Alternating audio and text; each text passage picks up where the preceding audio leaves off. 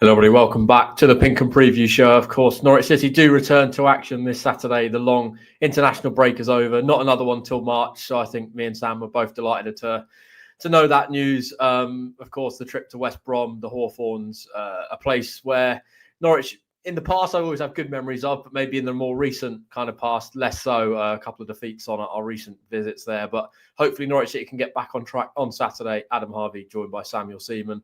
For your preview show, we're going to get into sort of lots of the team news stuff very shortly, Sam. But just first and foremost, how have you found this international break? I mean, for Norwich City, it came at a good time, and we often bemoan these breaks because Norwich are maybe on a good patch of form and ready to kick on. And then this kind of was almost a bit of a stumbling block. But it feels like this time, given the news yesterday, which we'll delve into in terms of players returning from injury, it's been a good one.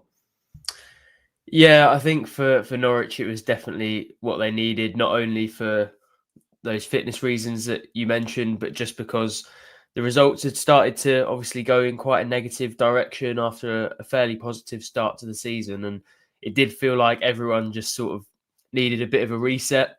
I think that probably applies to us a little bit as well, given the championship cycle and the number of games that you end up doing. So I don't mind a little bit of a break from time to time. I think the fact that there's one in September, October and November, and then you have a 4-month break till the next one in March. That's the thing that's always annoyed me. So, yeah, it's probably got to the point now where I'm getting a little bit bored in the second week of international breaks. But, yeah, you look at the calendar over the next few months and the fixture list for Norwich City, and I don't think we've really got much time for boredom from now on.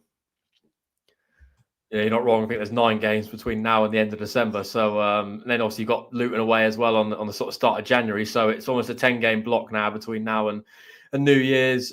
Let's get straight into it. The team news from yesterday. Of course, it was at a different location yesterday. The press conference up at the Nest for the week of EFL action that the club have undertaken, and I think that's a wide thing across the nation in terms of every club this week and sort of being part of the community. Quite a nice setup up there, but also good news as well for Norwich City. Angus Gunn, I suppose, is the one that maybe makes all the headlines. He's going to be back. Of course, I think Norwich have missed probably his quality, his leadership, in terms of his presence in goal. I mean, not to make this, a debate around George Long and what's been good and bad around his stint, but I mean, Norwich have only won 2 of 12 appearances where he started in the Championship across the last 2 seasons. And there's obviously been a few errors in there, which, I think we don't need to highlight those. Everyone who's watched Norwich in the past sort of month or two would have known those. But just how big a boost, Sam, is that to have him back? Because I think we all know, how big a player is for Norwich City in terms of, in goal and sort of that presence in goal. Yeah, it's one of those where maybe you don't really appreciate what you've got until it's gone. And I think everyone knew that Angus Gunn was a good goalkeeper. I think you ask the majority of Norwich City fans and people connected to the club, and they would have said before he got injured, yes, he's a good goalkeeper, but maybe they needed that little bit of a prompt and they needed the discussion to be raised before they actually considered how important he is. But then you have these periods where obviously Norwich have someone who I think probably would admit himself isn't quite at the level that Gunn is at. And everyone realises actually, okay, the goalkeeping position looks like it's maybe not an especially exciting one, but when you lose a really good one, it can totally destroy the foundations of a team. And I think Norwich have missed him greatly, not only in terms of that shot stopping. And as you said, we don't need to go over it too much, but you'd like to think they would have conceded maybe even 3 or 4 fewer goals if he had been in goal for some of those mistakes. But also in terms of what's in front of him, I think he gives players in front of him a bit more confidence. Tactically, he's probably better at coming out and commanding his area. And that means, his defenders can sort of play higher up the pitch as well. So, and you add that sort of in possession element as well, and the calmness that he has in that sense. And I think he just gives Norwich so much. So, it is one of those positions where maybe you don't think about it too much while it's going well.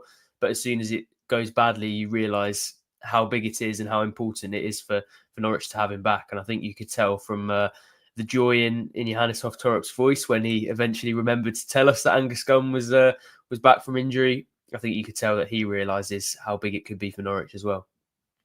Yeah, of course, a couple more key players will be returning fairly shortly in terms of the upcoming games, as Finley points out. No Kenny or Nunez, of course, for tomorrow's trip to the Hawthorns, but Kenny going to be back from suspension for that Plymouth game midweek. Nunez sounds like he's sort of on track. They're going to try and bring him back into training on Monday to focus in on that game against Luton next Saturday at Carrow Road. So, I mean, that's a huge boost as well. But I think also probably in terms of the squad more generally, it feels like the bench is going to have a few more options maybe on Saturday, Sam, because Liam Gibbs, Onel Hernandez, and Ashley Barnes are all going to be back available. I mean, we're going to have a little bit more of a discussion around maybe Onel Hernandez and Ashley Barnes, whether they might potentially get a start in that number 9 role on Saturday. But just in terms of that squad depth, that quality, that championship experience, I mean, that's a huge boost, because in recent games, you've sort of looked down the bench, and not to be disrespectful to anyone on there, but it's looked very young, very defensive, maybe not had that sort of attacking prowess to bring off the bench. Yeah, it did feel like Torop would maybe look at the bench after 60 minutes if Norwich were behind or level and they were struggling in a game. And he probably didn't have many options, really. He had a couple of sort of midfielders who have been on the fringes, as you said, a lot of young defenders. So, if you're a manager trying to get your team back into a game at that point, which unfortunately was a situation that Norwich found themselves in a lot over the last few weeks, what do you look at that bench and really have to choose from? And I think the fact that he now can probably do that, can look at that bench at the Hawthorns and go, if it isn't going right, he has a genuine option to really change things rather than just fresh legs, which is what it's felt like, a few times when he's made those substitutions in the last few weeks. I think that does give him a lot more options. And I think that word options was actually discussed quite a lot by Torop in that press conference yesterday. So yeah, that's definitely a positive, not only in terms of the players that he has coming back. It's not just the fact that he's got Onel Hernandez in there. He's got Ashley Barnes, even the likes of Christian Fastnacht and Liam Gibbs coming back into the matchday squad. But it's the fact that gives the other players a bit of a rest. He spoke yesterday about the fact that Shane Duffy and Callum Doyle have been playing through injuries and maybe haven't been at their best because of that. And he now has the opportunity to maybe take some of those players off after 60, 70 minutes or even rest them from the starting lineup, which is something he hasn't been able to do for a long while. So I think it makes not only the squad better because they've got good players joining them again, and obviously the quality of that player will get better as well as the likes of Nunez and McLean are available once again, but also it's elevating the levels of those players who have been in and around the group over the last few weeks. And I think that's where we could see a difference for Norwich. And, as Finley pointed out, there are still plenty of players to come back. You haven't got ultimately probably Norwich's 3 or at least 3 of their 4 most important players in Josh Sargent, Kenny McLean and Marcelino Nunez, but it does feel like the squad is in a better position, both because of those names coming back and because of the options, as he said. Yeah, I can see a few comments already kind of around that number 9 position, which, we all know Josh Sargent, unfortunately, not going to be available until the new year. So Norwich are going to have to find a solution between now and then. Obviously, we've got sort of maybe 10, 11, 12 games by then. We saw Marcondes in that number 9 role against Bristol City, maybe not a natural position for him. Antti Sienats, of course, has been sort of through the middle a few times and maybe been a little bit ineffective, probably not helped by the fact that, around him in terms of that midfield, which obviously I feel if you had Nunez, Slimani, Kenny McLean in there, it might have been a slightly different story in terms of that quality and being able to get him into positions maybe a little bit more. But obviously, Ashley Barnes is a natural number 9. I know he played number 10 maybe a little bit more last season in terms of David Wagner and the system that he deployed, but of course played number 9 for Burnley. Onel Hernandez is back, and we've seen him in that position in the Carabao Cup games. Of course, really good against Stevenage. We need to account for the fact that they're a lower level team in terms of division, but also thought against Palace he was pretty effective when he was down the middle at different points. So there's clearly a player there that might be an option, and you put that question to Torop yesterday. Just going to play his answer now, and then we'll get into it. Yeah, I also wanted to ask you about Onel Hernandez. You mentioned that he's back fit now, obviously played a couple of games for Cuba as well. He did quite well when you started him up front earlier in the season, and given you've got some issues in that area, are you considering him as an option? Yeah, he is. Yeah. He is an option. I think first of all, it's good he got some minutes with the Cuban international team. Not ideal for us that he played so many minutes, but unfortunately we cannot control that, and that's how it is. But he seems okay, and and he's available for us. So I think what he gives us is the strength up front, where he can sometimes create a little bit out of nothing. And that's also in the matches something that we need once in a while. And it can be from the 9 position where he did well in the 2 cup games where he played that position, and of course also on the side. Yeah, I know you've put tactics forward up this morning, Sam. I've seen it, and you've opted for Onel Hernandez through the middle. I mean, what way do you think Torp will go? Will he go with your prediction, or I mean, there's a few people in the comments. We'll get a few up. Finley saying I'd keep Ante up front, Onel on the wing. Peaky saying, hello lads, hope you're both well. Glad to see that we'll have some depth. I think we should go with a front 3 of signs, Onel and Sienats, letting Sienats and Onel rotate. Find it very interesting that Johannes Torp mentioned watching videos of Barnes at Burnley. Clearly feels in a possession side that Barnes can do a job. I mean, Jeff mentions kind of the experience and the leadership that Ashley Barnes brings. I mean, anyone that you speak to around the club speaks around Ashley Barnes in the dressing room and the importance that he carries. Then I think Stephen's point is valid. He will be very rusty. Clearly not played any football since that Leeds playoff debacle at Ellen Road, and even that night was sort of still managing a slight injury, so not been at his full fitness for quite a while now. So what way do you feel he's going to go, Sam? Onel Hernandez through the middle, Sienats, Barnes, Macondes, so many options. Yeah, I marginally I think he's going to go for Onel Hernandez in that role if I had to guess. And as you said, there are so many different options, and actually I thought Peaky's point was interesting in terms of maybe rotation, and that is one problem that probably you'll have to deal with tomorrow when you're creating that graphic and trying to guess which players are in which positions. Because if you've got a team with Ante Sienats, Onel Hernandez and Borja Sainz in it, you don't really know which one of those is going to be in that central role. But I thought the fact that he tried Marcondes as a 9 against Bristol City and put Sienats back out wide probably was a little bit of a marker of the fact that he doesn't really feel he's quite there as a central option right now, even though actually Ben Napper spoke at the AGM about the fact that he was brought in as a striking option. They do see him as that. And that is long-term, I'm sure, the aim. But that did feel like quite a significant moment in the sort of striker debate. It would feel strange to me almost to have Sienats in that central role, him not do too well, play him in a different one and then put him back there. That would feel strange. But I think in that debate, you also have to consider the situation around Cade Gordon, who it doesn't sound like they feel is quite ready to play a starting role on a regular basis. So that might have been partially to deal with the sort of right wing situation as well. So there are so many elements going into it. Even the Marcondes option, you have to factor in midfield and what Torp wants to do with that as well. And when you haven't really got that traditional striking option to replace Josh Sargent, you're having to reshuffle a lot of different departments and consider who you're taking away from which positions of the pitch and things like that. So I think he may well just go for the simplest option, which for me would be Sienats out on the right, as he has been for most of the season, and Hernandez through the middle, who I think, although obviously not to the same standard as a striker, is probably the closest thing they've got to Josh Sargent in that squad. He's got a bit of pace in behind. He's got some strength to hold the ball up as well. And maybe he's more of a wild card than Sargent is, but I think he brings more of his game to that team tactically than maybe some of the other options do. Obviously, Barnes is more of a striker than anyone else they've got currently available. But, for the reasons that Stephen raised and that a couple of people would have also noticed, I think it maybe is a bit early for him. Yes, he might be in and around the squad, but for him not to have played for, 6 months now, and then to chuck him in from the start as a lone striker, which I don't think is a position he's played for Norwich since Josh Sargent's last major injury last year, I think would be a huge ask, and I'd be surprised by that. So, yeah, I think it could be Hernandez through the middle, but I'm not totally sure. So I might have to put you on the spot as well and get you to make a prediction as to what Torp will do tomorrow in that striking position.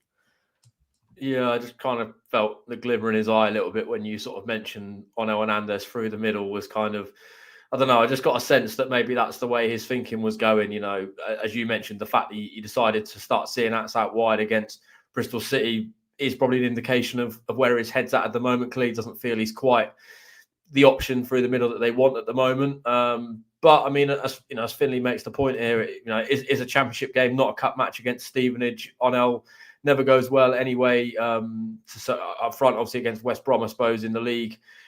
Instead of the wing could be difficult. You know, I mean, if you look at his championship goal scoring record, didn't score at all last season, obviously being injured for much of this season, but yet to score. So not scored now for a couple of years in the championship. I mean, obviously statistics are a factor in it, but in terms of just maybe that presence, I feel in terms of Josh Sargent and what he brings to the team, in terms of that stretch in the play, being able to get in behind, I just think Onel's probably the one that maybe has that ability more than Sienat, Barnes, etc. So in this system, you know, we've not seen him in that position other than those 2 games in the cup, and under Torp, he's looked pretty effective there. So I'm intrigued, and I think given that they've obviously got a lot of injuries as well tomorrow still, and you kind of look maybe to those 2 home games more as ways to get points this week, then I'd be intrigued to try him there and see how he gets on. But I suppose if it goes terribly as well, if you've got a front 3 of him and Sainz and Sienats, then you could just almost swap him and Sienats. If it's going really badly, then, you know, worst case scenario, you've got a winger out wide and a striker up front. So I don't think going with that 3 would be the end of the world, even if the rotation ends up being not necessarily planned, but more of an adaptation, because they have clearly got options there. Even within one starting 11, they've got options for me. So, that front 3, I think it sounds like we've reached a consensus that might be the way to go for Torp. Yeah, as Peter said, we've looked our best with the option to have players running in behind, stretching teams. Marcondes didn't offer that in the false 9. And to be fair, Norwich were pretty ineffective, I felt, in terms of the attacking, you know, route to goal. In terms of that game against Bristol City, they didn't really offer anything. So I think given Onel's presence, I'm intrigued to see how we go with that. Jason, with the late comment here, Onel will be perfect up front. So he's clearly with us in terms of this game on Saturday. With that, going to turn the attention a little bit towards the other end of the pitch. When we've spoken around the goalkeeper and, of course, Angus Gunn being back. And I know you've done a piece in the week, Sam, about kind of the defensive issues maybe we've seen in recent weeks. You kind of go back to that pre-October break, the clean sheet against Hull, very good against a good Leeds team in terms of just the 1 goal conceded. And in terms of defensive solidity, it felt like they'd maybe got that absolutely bang on. It was just about trying to tip the balance a little bit more and obviously create goals for other players apart from Sainz and Sargent. But of course, maybe injuries has depleted that a little bit. But in recent games, the last 6 conceded on average 2 goals per game. Is that purely just down to the goalkeeping situation, which obviously we don't need to bring up too much, or is there sort of issues within this defence and the structure at the moment?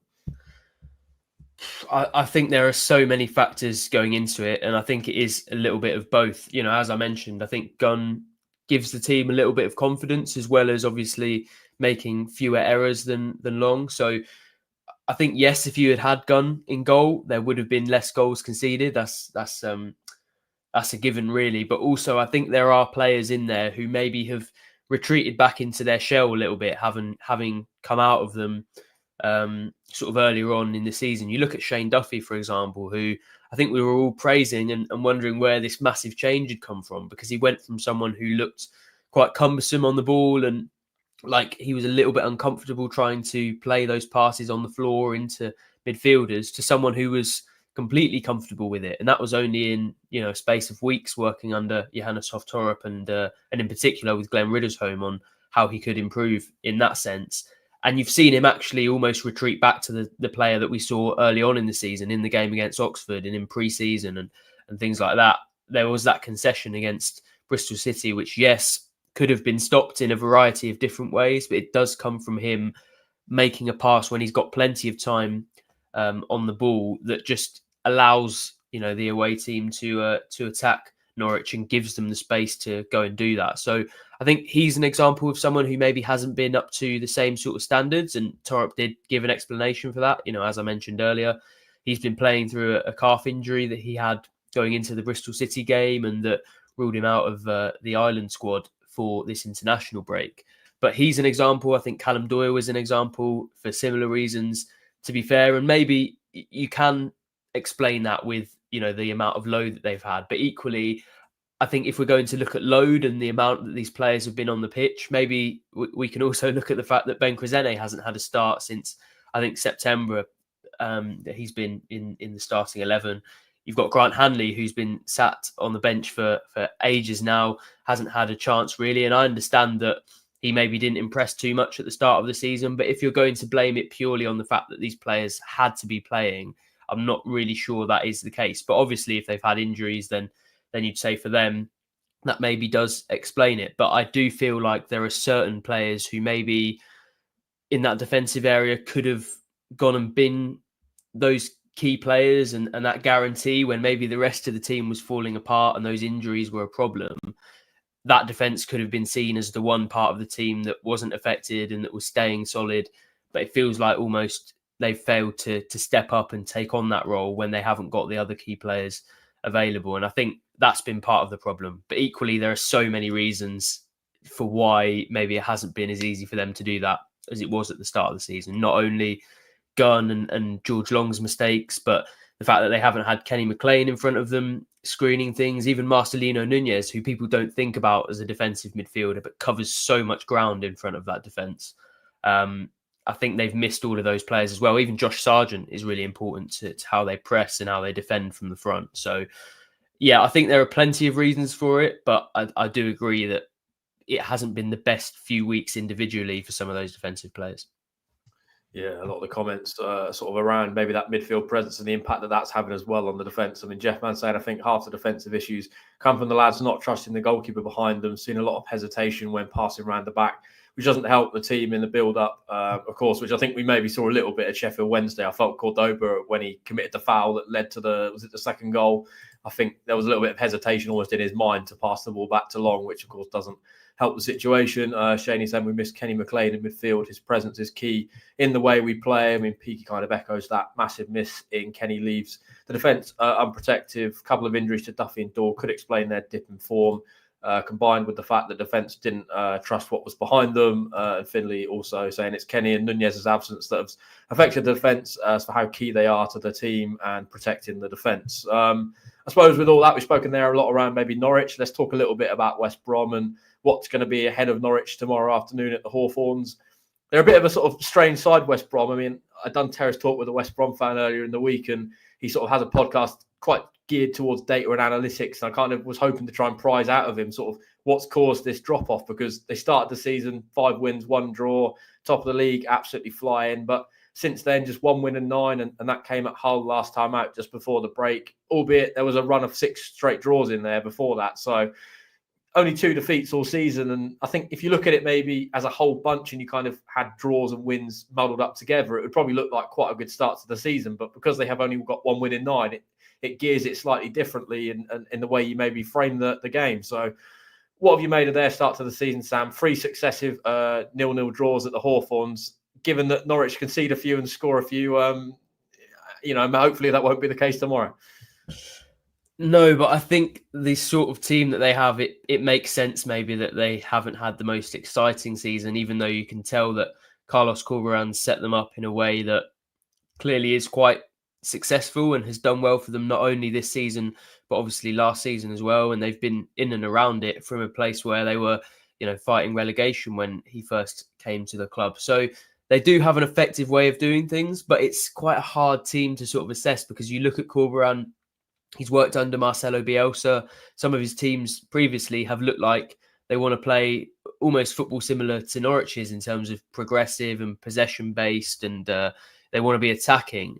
But then he's got this squad of players that's made up of so many sort of championship stalwarts. You've got Carlin Grant in there, Jed Wallace, Kyle Bartlett will miss this game, but he's in that squad as well. Even the likes of sort of Semi Ajayi and Alex Moa. I could keep going, but they've got a squad that's full of these sort of classic English championship players. And I think Corberán's squad does know how to make the best of that, because they can hurt you from wide areas. Tom Fellows has done a great job of that so far this season. But then that possession-based football and that controlling of the tempo, they actually use most of the time now to almost hold on to leads. But when they play teams like they have in recent weeks, who are happy to sort of play spoiler, and I think we had the best example of this when we saw that dire game against Luton.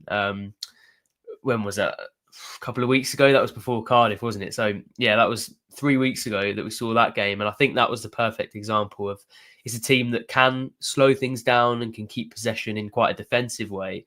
But maybe if there aren't teams coming onto them and giving them the space to attack out wide and giving them that opportunity, that it can be quite stodgy. as you said, Norwich aren't really that sort of team. They are going to concede goals and score goals, and they are quite an entertaining team to watch. So you'd say there's the opportunity for West Brom there, but also there's an opportunity for Norwich, because when they do leave gaps, the gaps can be quite easily exploited. So as long as Norwich can sort of time their attacks and their quality probably in the best sort of way and exploit those spaces when they open up, then there should be a chance for them to do fairly well in this game. But I think the first goal is really, really important for the reasons that I outlined, in terms of West Brom are good at using that possession to almost, see the game out and to control things from a defensive point of view, even on the ball. So, a really interesting team, quite a hard team to really understand or to make guesses about, because they've got so many aspects of them that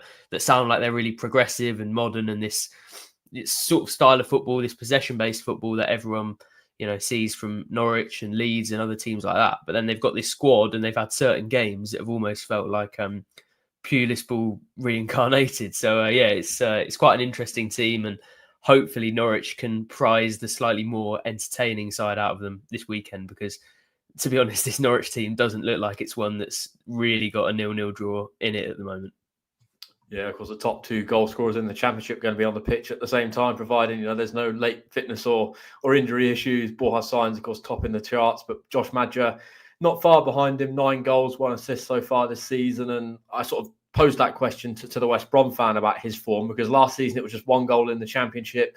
To have 9 already, I think the fact he's actually playing regularly now, his link-up play is good, very effective. It feels like he's probably someone that Norwich need to nullify tomorrow, Sam, because if you nullify him, you kind of nullify the goal threat more generally of West Brom, because I sort of looked down at their goals scored record. They're not, I think they're 17th maybe in the Championship in terms of goals scored, and Josh Maja's got over half of them. So that's kind of showing maybe where their danger is, I suppose, for Norwich tomorrow. Yeah, definitely. And I think that wide strength that I mentioned, that does play into it, because for me, that's one of few areas where they can consistently produce attacking results. It doesn't feel like they have multiple different ways of scoring goals. It feels like that pattern of getting the ball out wide, especially to fellows on that right-hand side, and then getting it in the box is how they have a lot of joy. Maja is a pretty good striker in the box. You look at most of his goals and they're, either headers or scrappy finishes in and around the goal. So that is how they'll try to hurt Norwich. And obviously, if you nullify that main presence in the box and that goal scorer, then Norwich should be able to deal with that fairly well. But they've also got Grant on that other side, who, of course, has played through the middle himself. He's quite a physical presence and will come in at the back post when fellows puts those balls in. So that will be something they have to be wary of as well. But as you say, Maja is so key to the way that they do everything, because either he's in the box getting on the end of the crosses, or he's holding the ball up waiting for everyone else to get up the pitch and join him. So I think if they can nullify him, then they will have nullified a lot. Probably fellows will play a key role as well, but he can cross as many balls into the box as he likes. And if Norwich have managed to nullify that main option in there, then there isn't really a way that West Brom are likely to score goals, aside from worldies, which, to be fair, they've got Moa in there, and he's not a stranger to one of those. So it does feel like there's a way that Norwich can nullify West Brom, especially offensively. But he has so much, Maja. He's a good striker in the box, technically pretty decent, physical presence as well.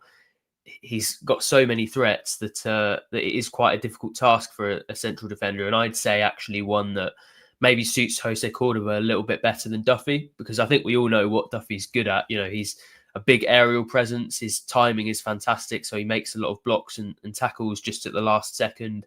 But in terms of that pace and that movement, you'd say Cordoba's maybe a little bit more lively. So I think it might be best suited if he's a little bit tighter to him, and then maybe Duffy coming in behind him and covering, sort of making those blocks and tackles that he does best.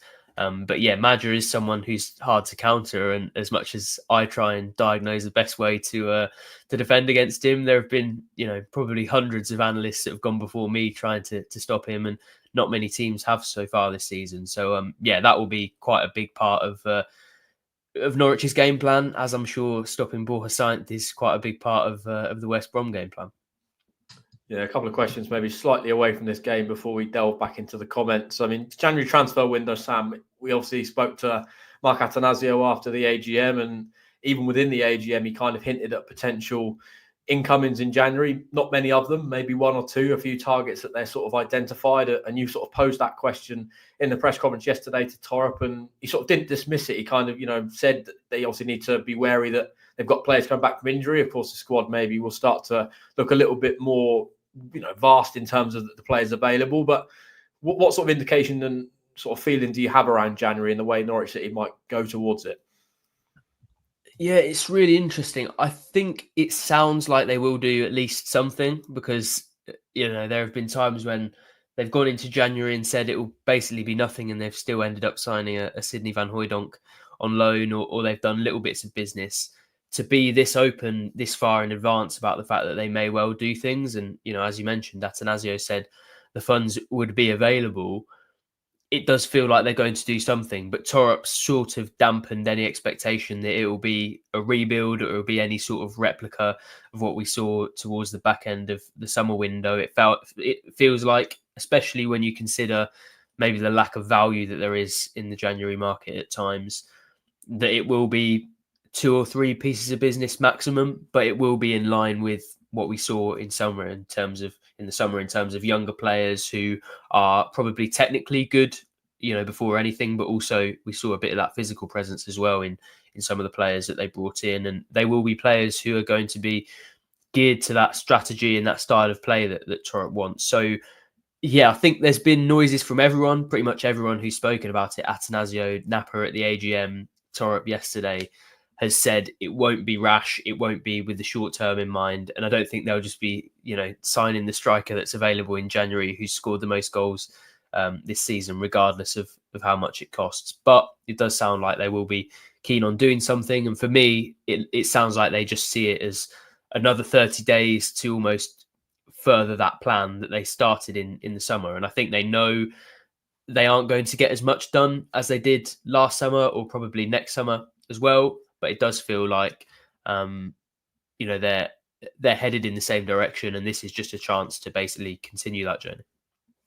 Yeah, we kind of had this conversation yesterday on the way back from the Nest around January and maybe notoriously not being a very successful market for any club. I mean, even going to sort of the Premier League, I think we both thought Fernando Torres pretty early on in terms of money that was wasted. I know there's the contrast to that in terms of maybe Suarez for Liverpool, obviously different stratosphere to Norwich, but even Norwich notoriously have struggled to find value in January. So always going to be intriguing to see that way they go with that.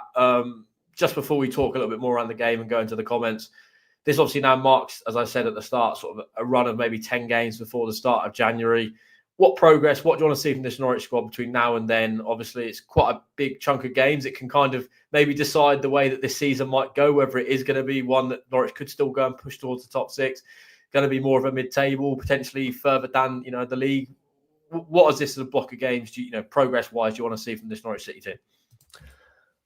It's going to be a bit of a boring answer from me, but I think if they can get close to what they produced before the October international break, then that would be an unbelievable achievement in this time. Not only because they've lost Josh Sargent, who's so key to the whole team, but also because, and I sort of asked this to Torup yesterday, and he wasn't really drawn on it, but I think we will see maybe some of the adaptation taking place now. I remember we said, I think during the October international break, now's the period where you've got players who are coming over and playing with this intensity at this regularity for the first time in their careers. It's maybe a little bit colder than they've been used to, elsewhere, and it feels like they're probably adapting to a lot in this period of time. So for me, if they can even start to show some of the signs that they did earlier on in the season, and that they can show they're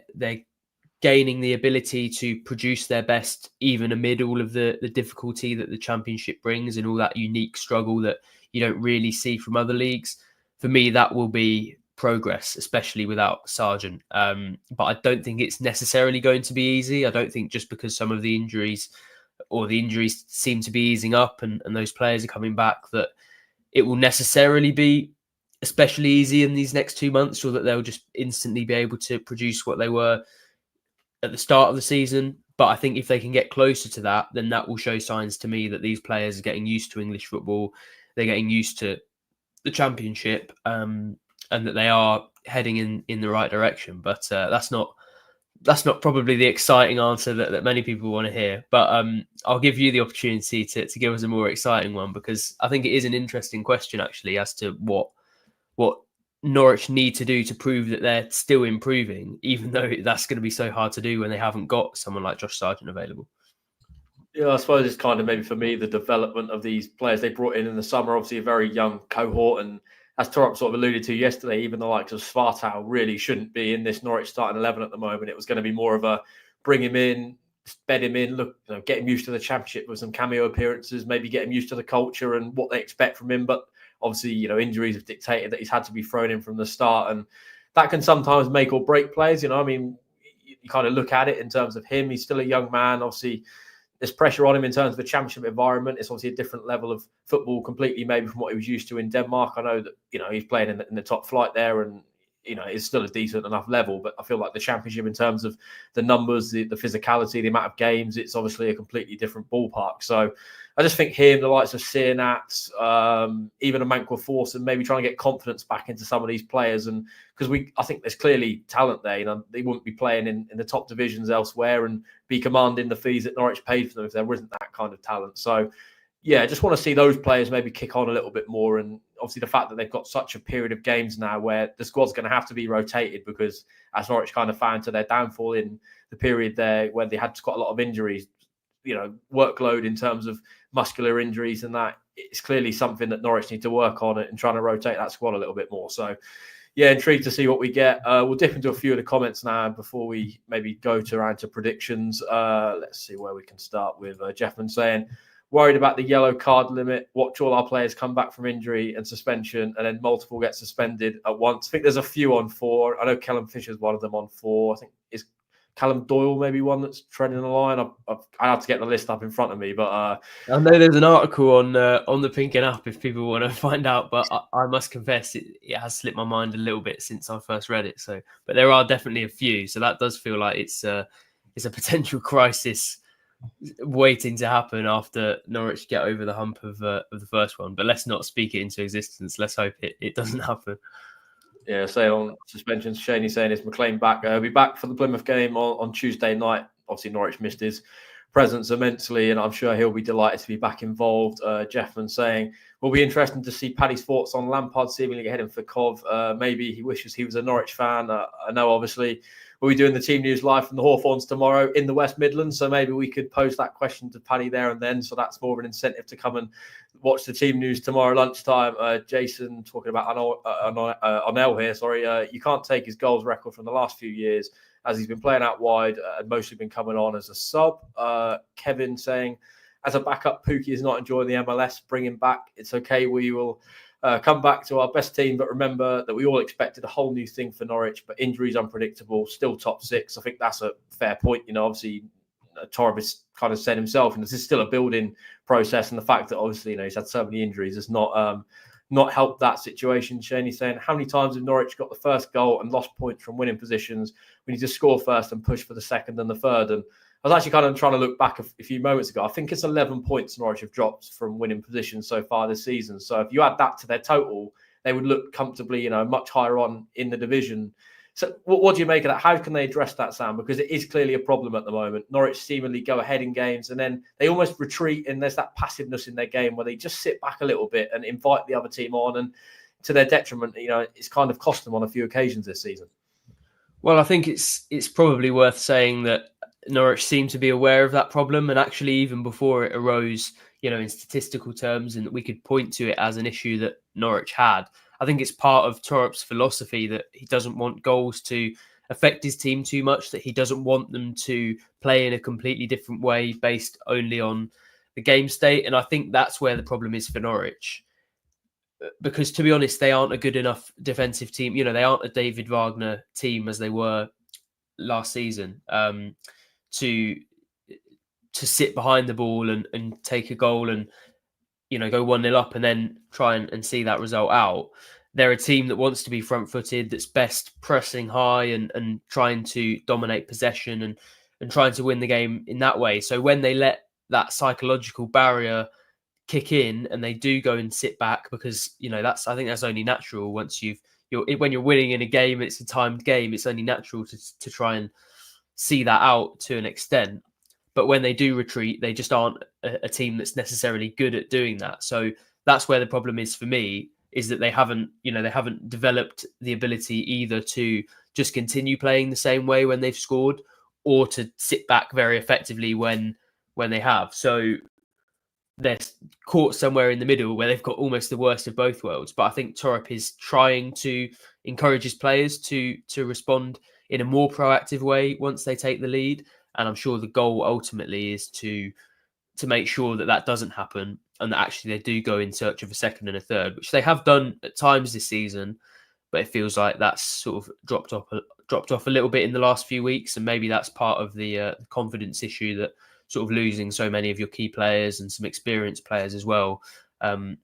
It's part of that problem, that creates for you. So I think that's definitely a problem that everyone can recognise. But I think those behind the scenes are working on it and have been trying for a while. But it is quite a big psychological barrier to remove. And I think that's where the problem is for Norwich at the moment.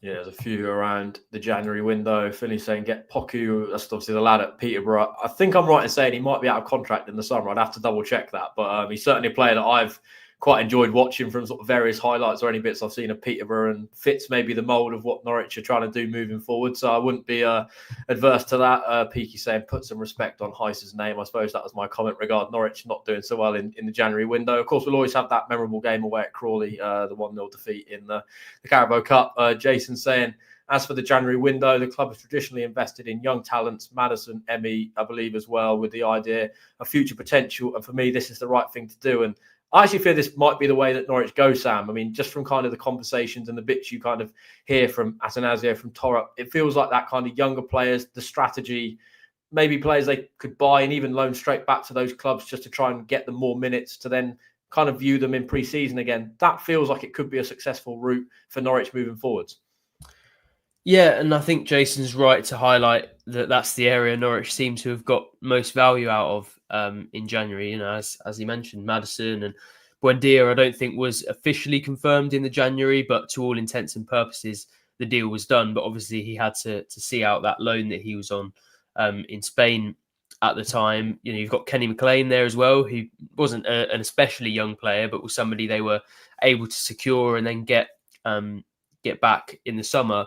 So yeah, it's definitely an avenue that they could go down, and I'm sure it's something that they've looked at as well when you consider the young players and how important that part of their strategy is at the moment, not only to things happening on the pitch right now, but the long-term strategy and the way that they want the team to pan out. I think that could be something that they look into. But ultimately, I'd be surprised if they don't sign at least one or two players who they think can impact the team immediately. And that's not just because of the short-term focus, but I think there will be that hunger to, as much as they know patience is key, to try and drive that project forward, and not just to sit on their hands until the summer and wait for a talent to arrive then. But I definitely think it's something they'll be looking at.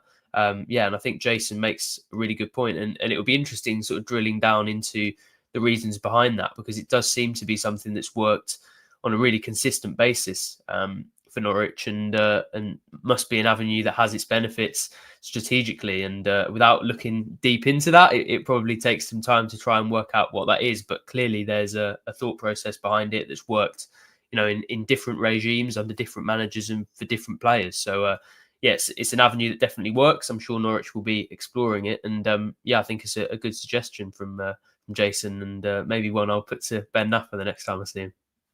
Yeah, a few people maybe wishfully thinking that Emi Buendia might be an option for Norwich on loan. I think we should loan out Buendia in the January transfer window. Shaney saying Buendia with barely any game time for Villa, getting back on loan until the end of the season. Thoughts? And I probably would echo what Finley says. He's probably not going to drop down a league, so no chance that Emi comes back. I think he said, no to Leeds, wasn't it? I think in the summer they were linked with him, and maybe obviously the reunion with Daniel Farke. And of course, I think Leeds probably come January are going to be in a slightly different position to Norwich, even in the Championship table. So in terms of an attractive proposition, and probably financially as well, they probably have the benefits there of trying to put more of a package together than Norwich. But of course, we know the quality of Emi Buendia, and if we get to see him in a Norwich shirt again, as some point in the future, then I don't think any of us would be sad about that. We've also got a question here. If Atletico Madrid want to buy Sainz, how much should we ask for? I mean, I think it's them and is it Bilbao? I think am I right in saying that's the club? Obviously, given they can only sign players from that region, he feels like certainly a player that could go and step up to that kind of level and the Liga. Hopefully, obviously, it's not in January, and obviously, off the back of Atanasio's comments in the AGM, hopefully, that's not going to be the case, and he will be a Norwich player till the summer. But what sort of fee, if he continues on this trajectory, Sam? I suppose consistency now is the key, because if his form drops off a little bit similarly to Johnny Rose, then kind of last year, maybe at this time, we were speaking about John Rose saying, I think he's a £25 million player. But then come the summer, similar contractual situation as well. Only 1 year left come the summer. What sort of fee could Norwich command? Well, it does come down to those two elements. You finish with the contract and when it is. If it happens in January, then for me, that immediately drives the price up, not only because the market is more expensive and it would cost more to source a replacement, but also because with the quality of that player, for me, and maybe this is a negative way of looking at it, but in my view, if they lose Borja Sainz in January, they can kiss goodbye to any chances of even the playoffs. I think that would be such a devastating blow that it really would have to command quite a significant fee in January. There's also obviously the contract situation, and let's say it's next summer, which is when I think the contract sort of kicks in a little bit more and plays more of a part. But you've got a player there who either could be on 12 months or could have 4 years left on his deal. And I think in that sense, we all know which one would command more of a fee. But if we're going for January without a new contract, which obviously is the first hurdle for Norwich to get over, I'd say you're looking at 25 to 30 million, because maybe there hasn't been the longevity that proves it should be a sort of 35 million plus sort of deal. And he hasn't played too much at the high level, at the highest level before.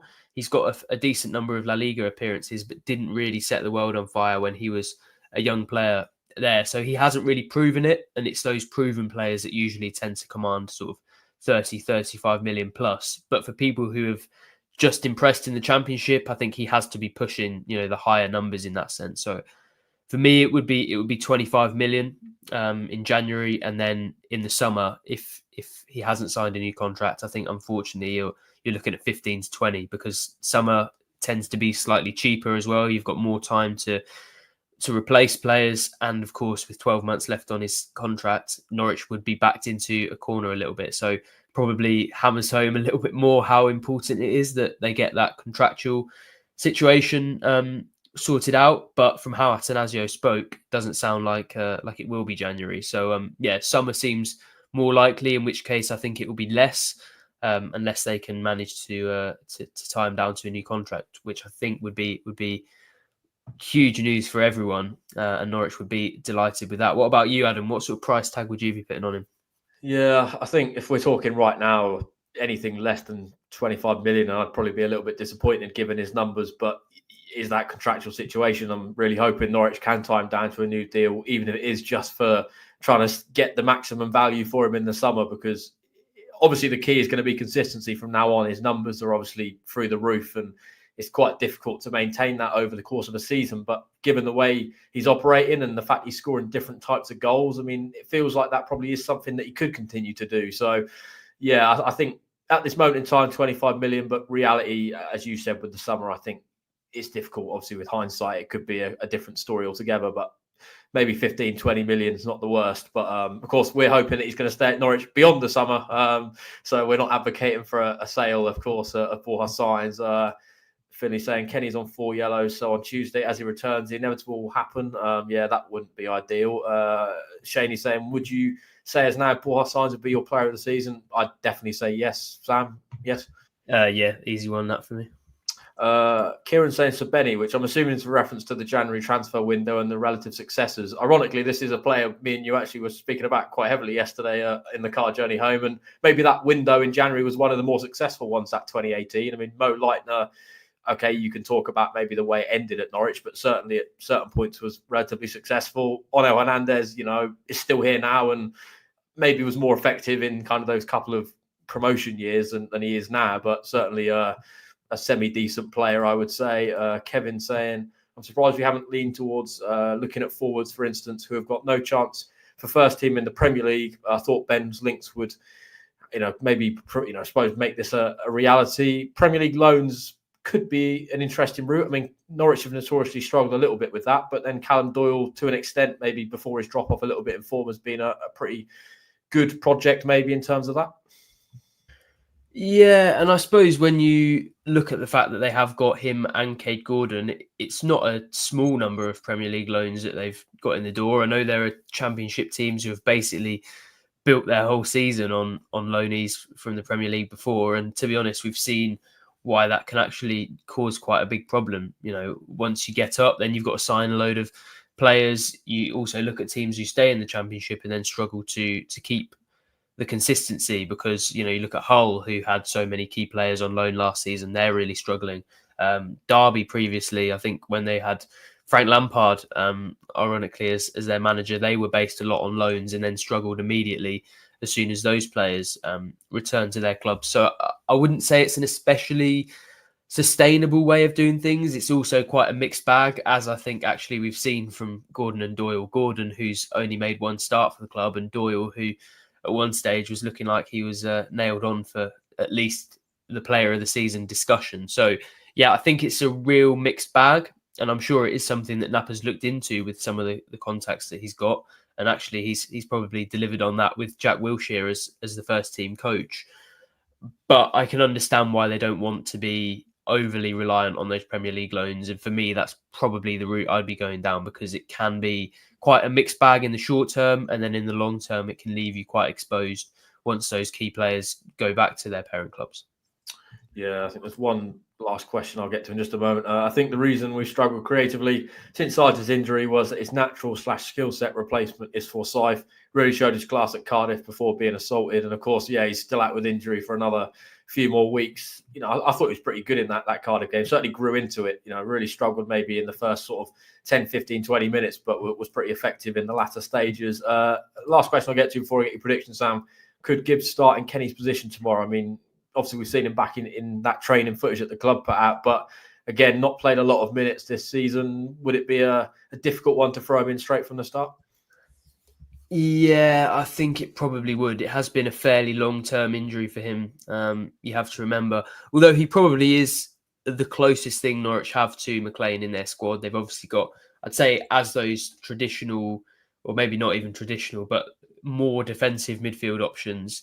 They've got him, McLean, and Sorensen. And I think Sorensen didn't really cut it against Bristol City or Sheffield Wednesday. So it feels like maybe it's time for another option. And Gibbs, for me, does feel like the most natural fit.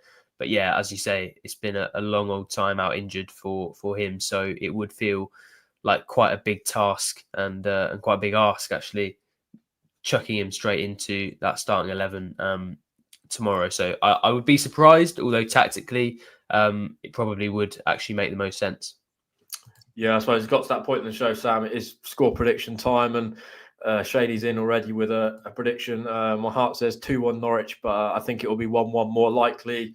Where do you sit on this, Sam? Obviously, there's lots of statistics I could throw at you in terms of draws, maybe, and Norwich's recent form and all these various things, but there's so many mitigating factors now. Norwich have got players returning, West Brom are maybe less effective in terms of, points and scoring goals at home as they are away from home. So how do you kind of see this game unfolding, and what are you going for in terms of prediction?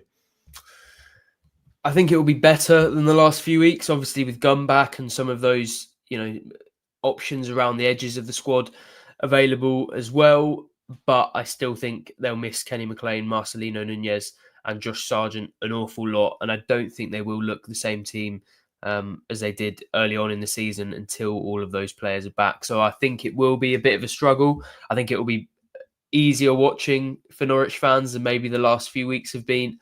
But unfortunately, I'm going to go for a 1-0 West Brom win, because I just think with the qualities that they've got, the fact that they won going into the international break, they've got a bit more momentum, and they are just a good team. I think we've seen that over the last couple of years, that even if they are quite a hard team to understand and to diagnose, that they are a good team that can produce results. So unfortunately, I'm going to say 1-0 West Brom. What about you, Adam? Are you going to give us a more optimistic prediction or no?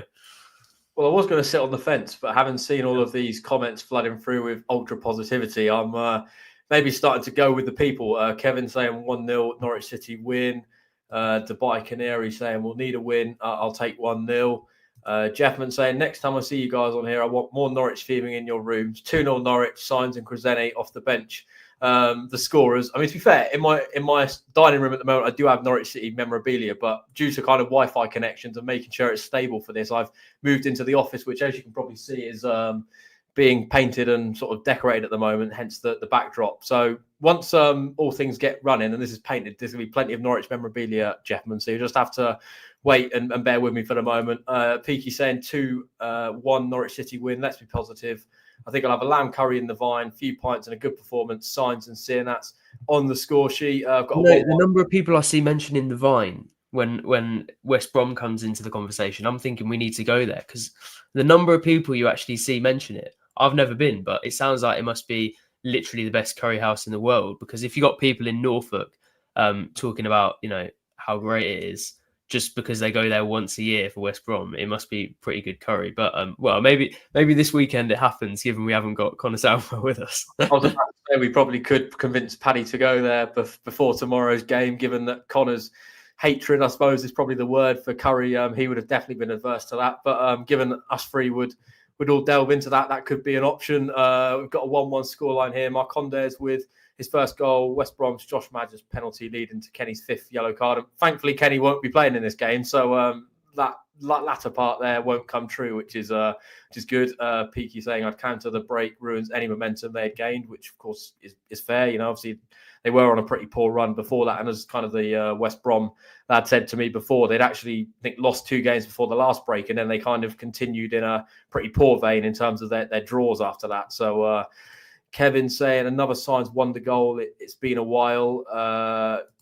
Peaky saying the only reason he goes to West Brom is for the vine. So that's pretty good recommendations there. Finley feeling that West Brom are going to continue their sort of theme of 0-0 home draws and a 0-0 bore fest. Yellow and it's fair. There might be a bit of green in this room, Jeff, and I have got some green paint, but I think it's be more green and white than green and yellow. But my room used to be painted yellow and green, and I promise you, Adam, you don't want to do that. It's not a good look. Whatever idea it is, Jeffman, I apologise, but you think it's going to be good, and then in practice, it's definitely not. So I'd warn you against it, Adam. I'm all for some green, but don't pair it with yellow. Is my advice. No, I don't think I will be. And I've been distracted from giving my own prediction. Given kind of all that positivity, I'm going to go for, let's go for a 1-0 Norwich City win, clean sheet, and Onel Hernandez through the middle to score the winning goal, which of course would be a pretty big 3 points if Norwich City do manage to manage it. There's a few other late predictions coming through. Hanno saying 2-2, Onel with a brace, Josh Madger, with a brace to rival Signs for the Championship's best player. Jason also praising the Vine here. The Vine is a pub and curry house. Sky Sports it the lot. It's fantastic. And Jeffin saying there's a reason why he's not an interior decorator. Although Kevin makes a point, Sam, I do see a lampshade that's yellow. And I think your door there looks like a twinge of yellow.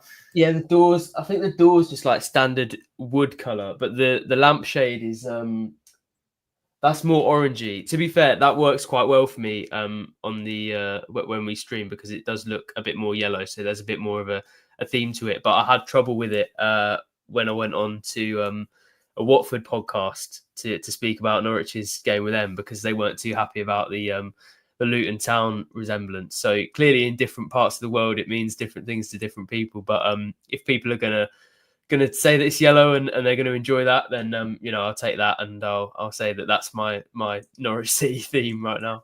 Yeah, I think this conversation has delved well into interior design. Peaky saying, I'm surprised Chapman hasn't suggested sausage roll wallpaper. Please don't put that in his mind, Peaky, because there's plenty of oh god, here we go. Chapman's already back. I already have the own entire stockpile, Peaky.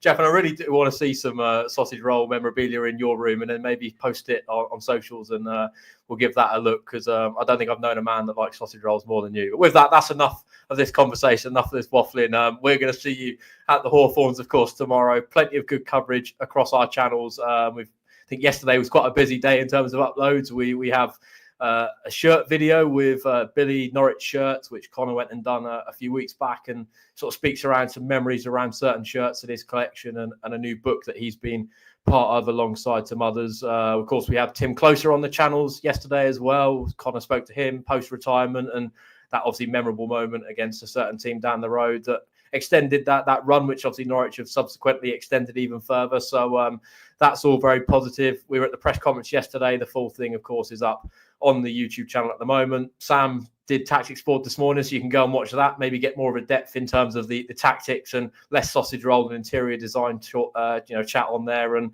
I spoke to a West Brom fan as well, so a little bit more insight on the opposition on Terrace Talk. Of course, we've also got the app, which you can take out a subscription to. Going to be a special offer coming very shortly, so I think that's one to keep your eyes on if you're not already a Pink and Plus subscription. Obviously, on various other social channels as well. Blue Sky, we now have a Blue Sky account. Plenty of plug-in to do today. Blue Sky is now there at the Pinken. Unfortunately, the Pinken handle was actually taken, but we're in the process of trying to get this verification thing done, and then we'll have the Pinken handle again, and it's all a bit confusing, but we'll get there. And of course, we've got the WhatsApp channel and other various places. You can find us all at Pinken. With that, we're closing in on 10k subscribers, so I think we're only 29, 28 away now. So as we mentioned, might try and do a little giveaway or something when we hit 10k. So if you're not already subscribed, subscribe down below. Plenty of good stuff coming your way. Like the content as usual, and we appreciate all the support that we get from you guys. With that, we're going to round off on this Friday. Of course, if you're making the trip to the Hawthorns on Saturday, then enjoy the trip, enjoy the Vine. Of course, everyone that's going there, I think we might have to go and check it out. Maybe we'll try and push Paddy on that this afternoon. Of course, enjoy the rest of your weekend, Jeffman. I'm sure for you, we can do a sausage roll giveaway, maybe. Or also we got a Peaky saying a meat pie sausage roll. Jeffman's here for an on-air goal. I think that's a chance. So with that, I think this live has turned a different way. Yeah, hopefully it'll be a safe trip. Everyone, of course, make the safe trip. Peaky, we'll see you tomorrow. Of course, Sam will be outside doing fan reactions. So anyone that's in the Vine or made the trip from the Vine, go and speak to Sam. That's enough for this. We'll see you tomorrow. Thanks for joining us.